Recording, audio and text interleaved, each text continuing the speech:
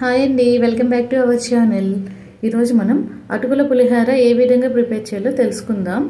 Video మొత్తం ఎక్కడ miss చేయకుండా స్కిప్ చేయకుండా చివరి వరకు చూడండి. దీనికోసం ముందుగా ఒక బౌల్లో ఒక చిన్న కప్పు నిండా అటుకులను తీసుకోవాలండి. నేను కొంచెం మందంగా ఉండే అటుకులను తీసుకున్నాను.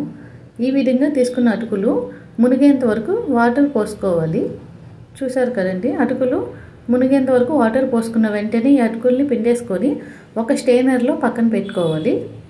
వెంటనే పిండేసుకోకపోతే అటుకులు అనేవి ముద్దగా అయిపోతాయండి. ఇప్పుడు స్టవ్ ఆన్ చేసుకొని ఒక కడాయి తీసుకోవాలి. అందులో 2 టేబుల్ స్పూన్ల ఆయిల్ యాడ్ చేసుకొని ఆయిల్ కొంచెం హీట్ అయిన తర్వాత 1 టేబుల్ స్పూన్ తాలింపు గింజలు వేసుకొని ఇవి కొంచెం చిటపటం అనేంత వరకు చక్కగా ఫ్రై చేసుకోవాలి. ఇవి ఫ్రై అయిన తర్వాత ఇందులో 1 టేబుల్ స్పూన్ పల్లీలను వేసుకొని పల్లీలు కూడా రంగు మారేంత వరకు ఫ్రై చేసుకోవాలి. ఈ విధంగా పల్లీలు కూడా ఫ్రై అయిపోయిన తర్వాత సన్నగా కట్ చేసి పెట్టుకుని ఉల్లిపాయ ముక్కలను వేసుకొని 1 నిమిషం పాటు కంటిన్యూగా కలుపుకుంటూ ఫ్రై చేసుకోవాలి. ఈ విధంగా ఫ్రై అయిపోయిన తర్వాత ఇందులో సన్నగా కట్ చేసుకున్న పచ్చిమిర్చిని కూడా వేసుకొని మరొకసారి బాగా ఫ్రై చేసుకోవాలి.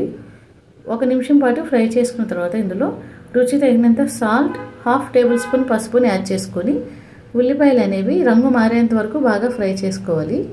ఈ ఉల్లిపాయలు అనేవి చక్కగా గోల్డెన్ కలర్ వచ్చేంత వరకు ఫ్రై చేసుకోవాలండి. మీకు వీడియో క్లిప్లో చూపిస్తున్నాను చూడండి. ఉల్లిపాయలు చక్కగా ఫ్రై అయిపోయాయి. ఇప్పుడు మనం ముందుగా స్టెయినర్లో తీసి పెట్టుకున్న అటుకుల్ని యాడ్ చేసుకొని కంటిన్యూస్గా కలుపుకుంటూ ఈ అటుకుల్ని ఫ్రై చేసుకోవాలి. మంటని తగ్గించి పెట్టుకొని మాత్రమే అటుకుల్ని ఫ్రై చేసుకోవాలండి.